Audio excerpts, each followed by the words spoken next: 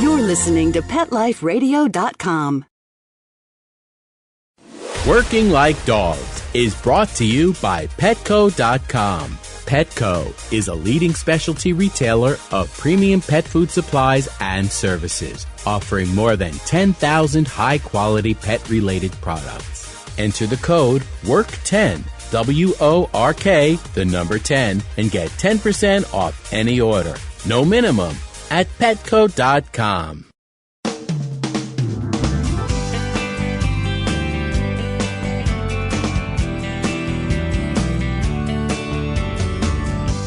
Hello and welcome to Working Like Dogs on Pet Life Radio.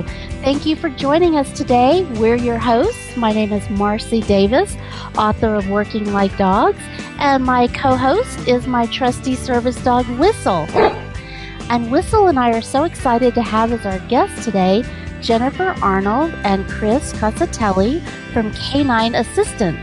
And Canine Assistance is a nonprofit organization that trains and provides service dogs for children and adults with physical disabilities and other unique needs. And Jennifer is the executive director, and she's also the author of a wonderful new book called Through a Dog's Eyes that she's going to talk with us about today. And Chris is a trainer, and he's been training dogs with Canine Assistance for 8 years and has trained over 150 dogs in that time. So we've got a lot to talk about with our two guests. So we're going to take just a quick break and hear some important messages from our sponsors, and we'll be right back with Jennifer and Chris. So come right back and join us.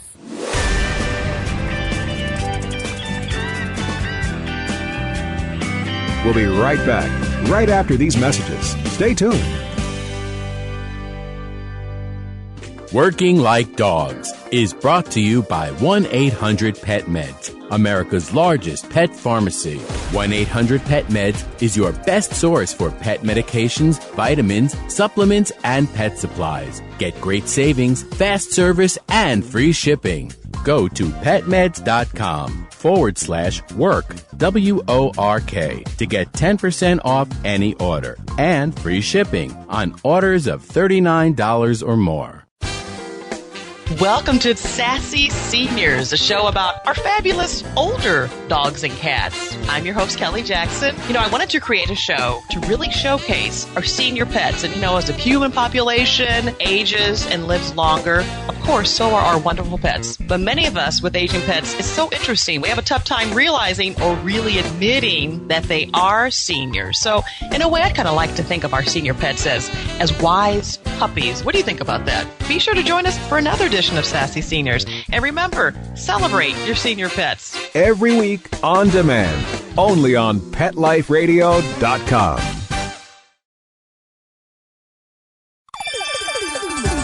Let's Talk Pets on PetLifeRadio.com.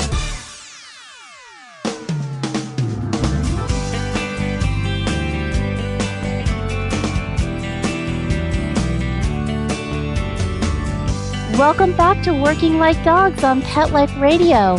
Whistle and I want to welcome our guests, Jennifer and Chris. Welcome to the show, you two. Thanks for having us.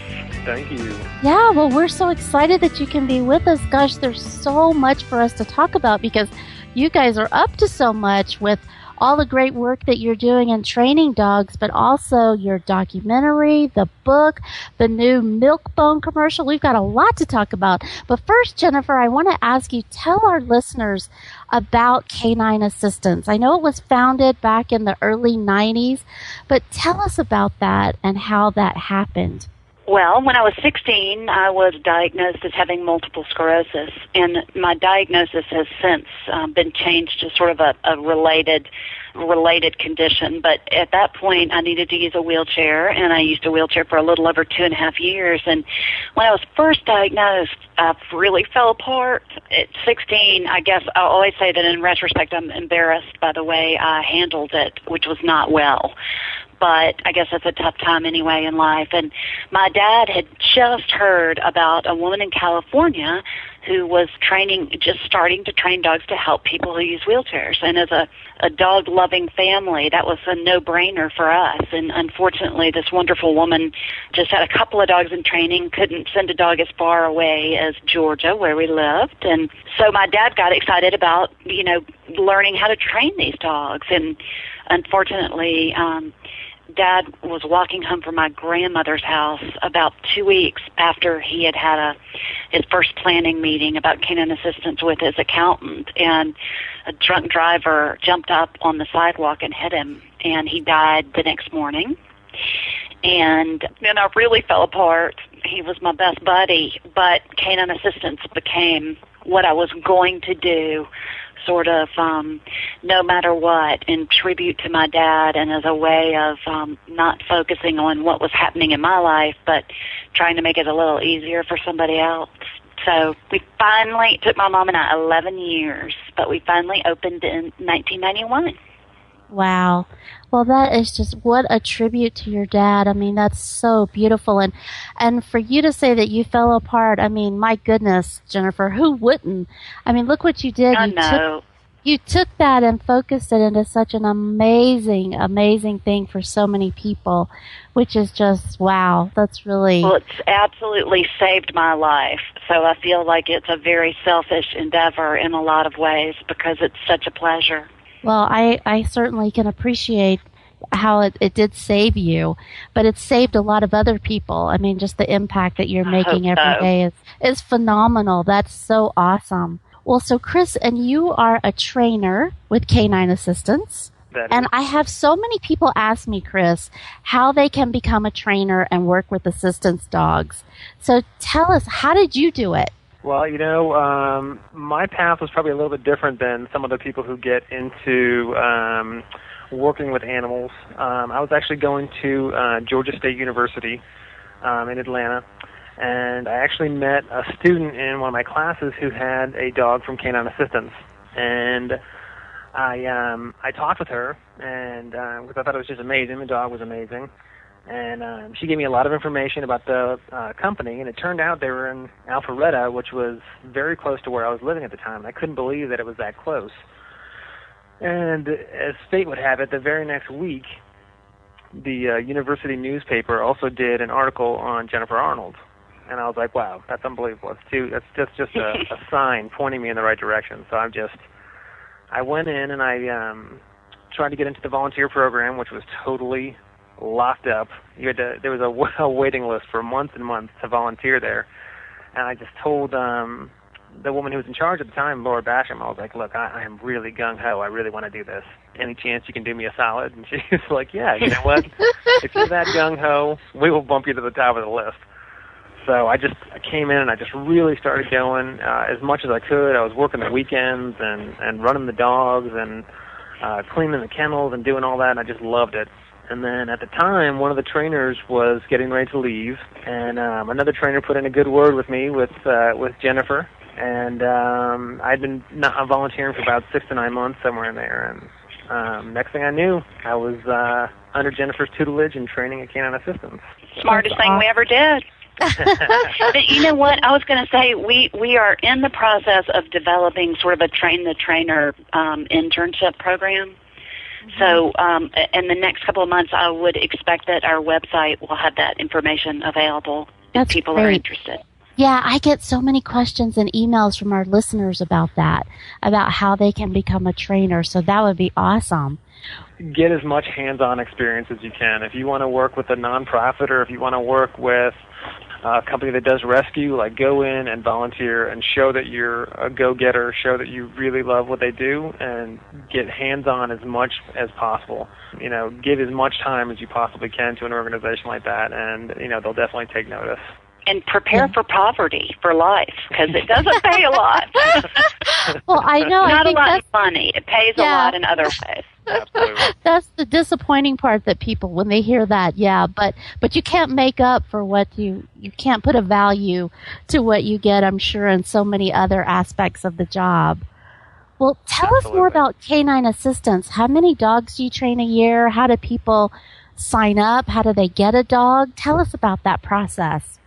Well, we have right now about 120 dogs in training, at between 120 and 150 at any given time, and we are able to place. We're shooting for 100 dogs in this next 12-month period. So, but with the economy, as a nonprofit, that may be tough. But we're trying, and if people need a dog, our website is the best place to go. It's www.canine, assistance, ASSISTANTS.org. And there is no cost involved in applying for the dog or being a recipient. If that's something that you need help with, we won't let the lack of funds stop you from getting an assistance dog if you need one. So what is the criteria, Jennifer, for people to qualify? Do they have to have a certain level of disability, or how do you... we really don't. What we do is we have developed sort of over the years a numerical ranking system where every applicant is evaluated based on how much a dog can do to help physically, socially, and emotionally, and those three things are all weighted equally. And then how appropriate that is, the environment would be for a dog.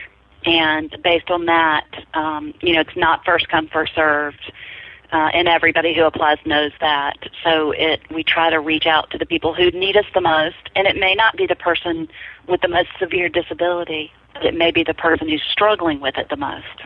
And so what's the waiting list and waiting time for someone from the time that they apply until they can get a dog, or at least find out they're going to get a dog? Yeah, it varies so much that it's hard to call it. I mean, I have to tell you, we have like 2,000 people on our waiting list. I bet, yeah. And because we provide lifetime upkeep when a family needs that, food, veterinary care, and recurrent training for the life of every dog we place, I think that makes us a kind of a popular option for a lot of folks. But I don't ever want to discourage somebody from applying, because if you need us, we'll get you as fast as we can. Yeah, I know. When I got my first dog, which was way back in 1993, it was a 4-year waiting list. That's what they told me. But fortunately, it didn't end up being that long before I had to wait. Right. But I was so excited to be on the list and to know that I was going to eventually get a dog that it was worth every second that I waited. And I just... Well, and honestly, I mean, I always tell people sort of the squeaky wheel deal works. If you're on the waiting list, you should hassle us a lot. Yeah. Because it does, it just keeps your name in front of everybody. And, if there's a slot opens up where we can sort of, fit somebody in last minute. And that can happen, yeah. Yeah. I know. I had puppy raisers that were actually lobbying for me. And I think you're exactly right. I think that's what helped me get bumped up on the list, because they wanted a working dog in their community, and they had raised all these puppies over the years. So it worked out really well for me. Well, awesome. So tell me about the commands that you train your dogs to perform. How does that work, and what are some of those commands? Chris, you want to take that one? Absolutely. Obviously the basis for a service dog really all begins with sort of basic commands like sit, down, shake, things that will make the dog, great in public and social situations. Obviously heeling is super important. A service dog, wearing a pack that identifies him as a service dog definitely has to have a great heel, and has to be still and stable for his recipient, especially if they require additional help for balance or any situations like that. And then obviously we move into a lot of advanced commands for the dogs, which would be turning lights on and off, opening doors, retrieving dropped items, pulling wheelchairs, and leaving the recipient to go get help. So those are really the biggies that when recipients come in that they want to know that their dog can do. The list is like 89 different behaviors on cue, and really, this from your own dog, that you may learn all of those, and your dog may know all of those, but they start to become such chained behavior that I'm sure that now with your dog, when you go up to a doorway, if the dog tugs the door open for you, you don't say anything. I don't even have to just grunt does. anymore. Yes, exactly. Whistle knows Right. exactly what I need. You're right. Yes. I mean, I think that's one of the most remarkable things is when the partnership finally gets to the point where you're so in sync It's so beautiful. that everything is just easy. Yeah, it's the most beautiful thing in the world. It really is.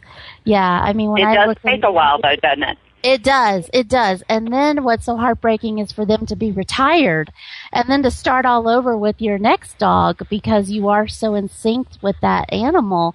And they do. Absolutely. Yeah, they know exactly what you want. I don't even have to tell Whistle to pick anything up anymore. If I drop something, Right. he automatically gets up and gets it. The animal, I mean, dogs in particular are just incredible. And, Yeah. you know, when our dogs retire, we let them stay with the families, and we will place, and we really try to place another dog before the first dog retires, if at all possible. Yeah. And let the older dog sort of show the new guy the ropes. Yeah. Yeah. That's been very effective for us. But I think we can all agree that dogs are remarkable creatures, aren't they? Boy, that's an understatement. They are so remarkable. It's hard to even articulate how amazing they are. At least that's been my experience. Well, we have so much more to talk about, and we are going to take a quick break and hear from our sponsors, but come right back because we want to hear all about the PBS documentary and the book and all kinds of other great things that are happening. So please come right back as we continue visiting with Jennifer and Chris.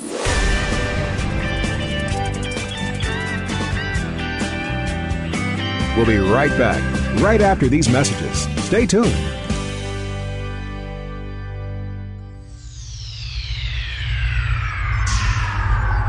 Greetings, humans. What planet am I on? Welcome to Pet Planet. Here's a copy of Pet Planet Magazine, Florida's most informative and fun pet resource magazine. It features heartwarming stories and informative articles from local and national pet experts. Excellent. Pet Planet Magazine offers Operation Planet Rescue, helping rescued pets find new homes. And it's available at 500 locations in South and Central Florida and 24/7 on the internet at petplanetmagazine.com. If you're out and about with your pet, you may be featured in Paparazzi, candid pictures of you and your pet. For up-to-date pet-friendly events, activities, and pet-related services and products, Pet Planet Magazine is your final destination. I shall take this magazine home with me. Back to your home planet? No, to my condo in Boca. Pet Planet Magazine. Check them out at www.petplanetmagazine.com or 352-394-8578. It's out of this world. Working Like Dogs is brought to you by PetCare RX, America's most affordable pet pharmacy. PetCare RX offers the same meds as top vets, but with a savings up to 50%. And if you find a lower price on a certified EPA and FDA approved medication, PetCare RX will match that price. So go to petcarerx.com. Use promo code WORKDOGS10, WORKDOGS, the number 10, and receive $10 off orders of $50 or more. Coast to coast and around the world, it's Oh Behave with Arden Moore. Find out why cats and dogs do the things they do and get the latest buzz from wagging tongues and tails in Rin Tin Tinseltown. From famous pet experts and best-selling authors to television and movie stars, you'll get great tail-wagging pet tips and have a fur-flying fun time. All Behave with America's pet edutainer, Arden Moore. Every week on demand. This is the place for a special paparazzi treat. Only on PetLifeRadio.com. Let's talk pets Let's talk pets on Pet Life Radio. Pet Life Radio. PetLifeRadio.com.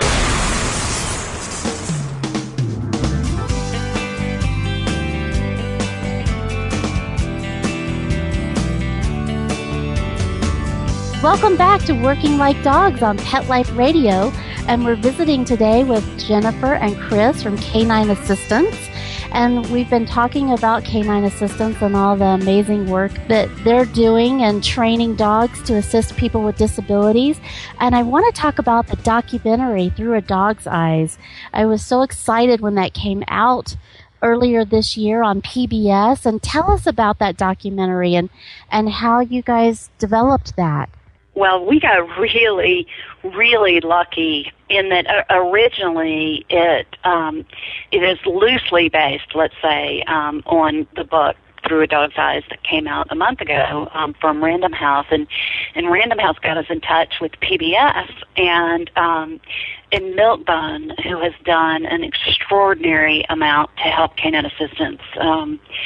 I mean, they're just amazing for us, was willing to sponsor this documentary. So PBS came down and they sent a crew that stayed with us for a while, and they really got to see they saw the nitty-gritty. I mean, it wasn't, and unfortunately they couldn't follow the recipients too long after graduation, but they showed that it doesn't always work. It was very true to life, and I love that. It wasn't all, goodness and light, and it's hard. So they showed it like it is. Yeah, I thought that was so cool. It was very genuine. You're right. I thought that was really authentic and great. Oh, it's wonderful because you can cut tape up to make anything look like it happened, and this is just they aired it as it happened. So it was awesome for us because you don't want people to come thinking they're going to have Lassie. Yeah, right. With them. They need to understand it. Right. You gotta buy into it too. Yeah, and Lassie had a career that took a really long time to develop and maintain. Yeah. Right, and Lassie was actually, 8 different male collies. Exactly. I know, that's what people always will ask me, is your dog a robot? And I'm like, are you kidding me? No, my dog is not a robot. He is a living, breathing thing with needs and expectations and, that I have to meet. So it's really... that's the good part too, because with a robot you don't have the relationship, and you of all people know it is an indescribably deep relationship that you have with this dog. He trusts you so much, and you trust him so much, and it's worth it, but it's an effort. Yeah, it's work, but boy does it pay off. I mean, it never stops paying off. It's just. But so I think that's true with people with their pet dogs. I mean, anybody that loves a dog, if you approach it the right way, it's a fabulous relationship. Yeah. And so I didn't realize that the book came before the documentary came. Yes, and actually the documentary, when they got there, the book is, after 20 years almost of doing this and longer and working with dogs, I'm mad. I'm angry about the way dog handling methods have been headed for the last few years. The whole idea of having to dominate the dog and show him who's boss. And I mean, science has taught us over the years, as has practical experience, that that's really bunk. And it's quite cruel, actually. And so I wrote the book in an effort to say to people, listen, if we can teach a dog to do the laundry using a teeny little bit of a milk bone, yep. I don't think there's any reason that you have to flip your dog over on its back and choke it. Yeah. So there you go. Yeah, I agree. And I remember when that light bulb went off for me when I was working with Whistle, and I was, getting frustrated because he wasn't doing what I wanted. And I thought, wait a minute. I'm not supposed to be yanking on him. I bet this is really annoying him, that I'm pulling on him. And I started thinking about how to communicate and motivate him, just like, you're talking about. And I just ordered your book today, and I can't wait to get it because I want to... Oh, yay! Thank you. Yeah, I want to read about your philosophy about that and working with dogs, because Whistle and I still have to work together to maintain, his ability and my ability as a working team. So I'm really looking forward to reading about your lessons and the things that you share in your book. We have a pretty different approach these days. Chris, do we have a moment for Chris to tell you how the puppies learn to heal? Absolutely. We'd love to hear it. Well, heel, like we said it before, it's really important. And the dogs have to really learn to want to stay close to their handler. Just like with all the commands, the dogs have to want to do the commands. Forcing a dog to retrieve an item isn't going to last. If you sort of bully a dog into a situation, they're not going to want to do that in the future. But if you make it fun, if you make it worth their while, if you give them the choice to be with you or not be with you, they're going to want to be with you. They're going to want to make you happy and make your relationship better. And so when we start training the dogs early on to do heel and behaviors like that, we make it as positive as possible. We want to make the leash fun to put on and dress, and then we get like a big spatula full of peanut butter. And, there you go, the long wooden spoon of peanut butter. And who would want to break their heel when they got a mouthful of delicious peanut butter, And if you freeze the peanut butter, it works even better because then big globs don't come off at a time. It's fabulous. Just stop in one shot. You got to try and make it last. But that's the whole idea behind the positive reinforcement is trying to make training pleasurable. If the dog's going to have to, is going to be working with the recipient and doing all these tasks for the recipient, then it needs to be pleasurable for both parties, not just the person, having the dog do things for them. The dog needs to know that, needs to feel like he's helping and he's getting rewarded for when he does the correct task, and you develop this great bond and this great trust. But don't you think that's what everybody should have with their dog? Absolutely. Any relationship between a human being and another human being, or a human being and their pet, is all based on trust. Yeah. Amen, brother. If you violate that trust, it's really hard to get it back. In any situation in life. And so if you create a situation with your dog where they know they can trust you and you're not going to hurt them and you're not going to scare them and you're not going to put them in danger, then why would they not do everything you ask? Because they just love you so much. Oh, wow. I know. I'm getting so beautifully put. I know, but it's so true. That's just how you when you have the opportunity to work with these dogs, you just feel so grateful to be in their presence because they really humble you every day. Yeah. They do. Especially when you see them with their recipients and they try so hard to please everybody. And they spend their whole lives trying to please everybody. Yeah, it's so true. You can't fault anybody for trying so hard, It's a dog thing. It is a dog thing. I know, and they're just so selfless. I'm just so amazed by that. They just really, like you said, they care so much for their person, and they'll do anything for you. All they want is for you to love them back. Well, isn't it interesting that we assign them these sort of evil motives? There are people who say both dogs are not intelligent, emotional creatures, yet they try to dominate you by getting out the door first. Yeah. So, really? Do you think they lay around thinking, if I can just get out that door first, then I'm going to own her house? I know. It's just all I can say. Nonsensical. Yeah, and I feel so bad for people that have those thoughts because I think, wow, you just don't get it. You've missed out because it's just... Well, and we didn't always get it. I mean, I always say we live in a very glass house. I mean, we started in the very traditional obedience, and I said sit, but we've been lucky to sort of evolve from there. Mm-hmm. And that's what I hope people will learn with their dogs. It's not necessary, and it's better if you're nice. Yeah, exactly. Well, Chris, we hear that you're the newest star in the latest Milk-Bone commercial. What's that about? We call him Hollywood, That's the word. So tell us about the commercial. You know what? It was a really fantastic. It was a really great opportunity. Milk-Bone came in, and we had this great dog, Noble, in training, and he's just a fantastic dog. And, they really wanted to sort of showcase him. And they also have a Milk-Bone Facebook page and web page dedicated to him, sort of showing him from being a puppy all the way through his training and all the way into being placed. They thought it'd be a great story.